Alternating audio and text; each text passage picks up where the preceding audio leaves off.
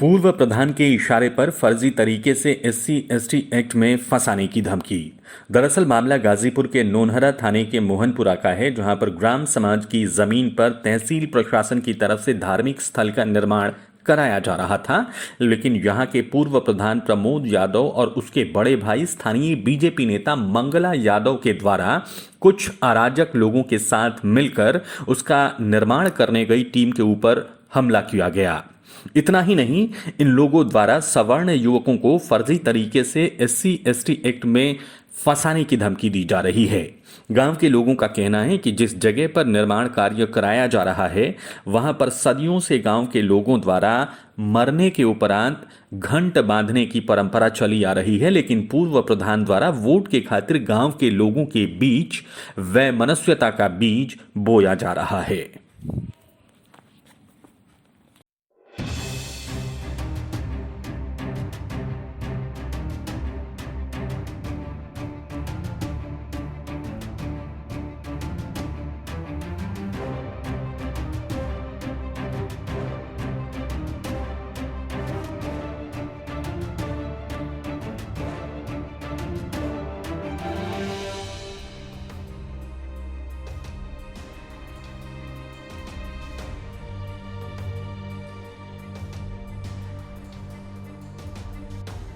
क्या है मुद्दा ये है कि बहुत पहले से यहाँ पर नदी के किनारे पीपल के वृक्ष में मरघट का स्थान था। पुरखों से हमारी उम्र 68 साल हो रही है और इसके पहले हमारे होश के पहले से वहाँ पर घंट बांधा जाता रहा है, जबकि वहाँ पर कुछ नहीं था, बिल्कुल प्लेनता पड़ती थी।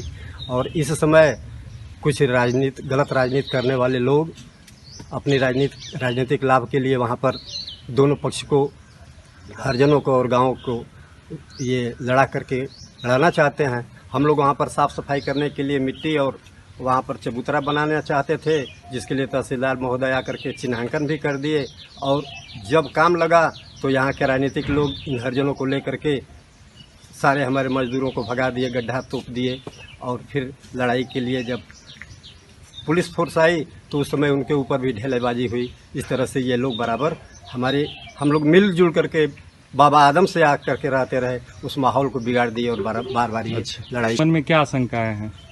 आशंका तो यही है कि जब जो लोग पुलिस फोर्स को भगा सकते हैं, कहने को तो हम लोग सवर्ण हैं तो यहाँ अल्पसंख्यक,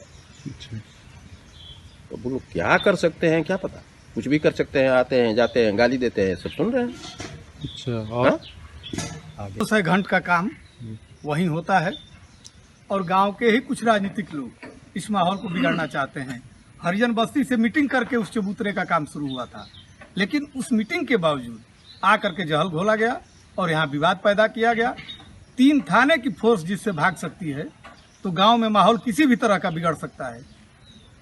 जहाँ पे 3 थाने की फोर्स आई थी वो ईंट पत्थर से भाग गई और ये गांव गली में घूम करके अब शब्द बोलना, गाली देना, तो आशंका बनी हुई है कभी भी कोई भी बहुत बड़ी दुर्घटना हो सकती है। आपकी तरफ से मतलब शासन प्रशासन की तरफ से आप लोगों को कोई सांत्वना मिला है? हम तो कानूनी प्रक्रिया से ही शुरू से चल रहे हैं। कानून गो नायब तहसीलदार, SO नोनहरा, कोतवाल, मोहम्मदाबाद, SO कासमाबाद, सभी लोग आए थे। हम लोग तो कानूनी प्रक्रिया से ही चल रहे हैं और अंत तक उसी से चलेंगे। हमारा विवाद का कोई ये नहीं है कि विवाद न हो, लेकिन हरिजन बस्ती के लोगों ने ये कह करके धमका रहे हैं कि हरिजन एक्ट में निश्चित फंसाया जाएगा।